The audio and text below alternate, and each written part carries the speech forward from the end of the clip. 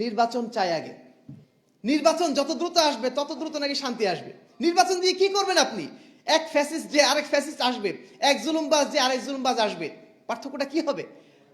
এই যে মরিচিকার মধ্যে আমরা ঢুকে আছি, এই যে লুপের মধ্যে ঢুকে আছি, এই লুপ থেকে আমাদের বের হওয়া দরকার।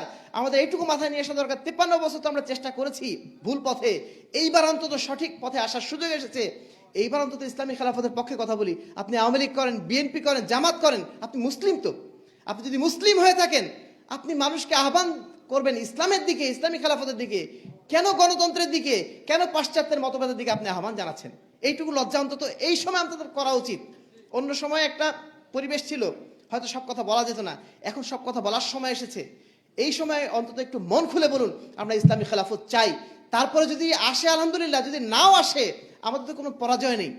আমরা তো আমাদের মিশনে ঠিক আছি, কিন্তু আপনি মিশনই বদলাই দিলেন, আপনি ঘুরে বেড়াচ্ছেন অন্যদিকে। তাহলে মিশনটা বাস্তবায়ন করবে কি? সম্মানিত উপস্থিতি, এই বিষয়গুলো বোঝার চেষ্টা করবেন।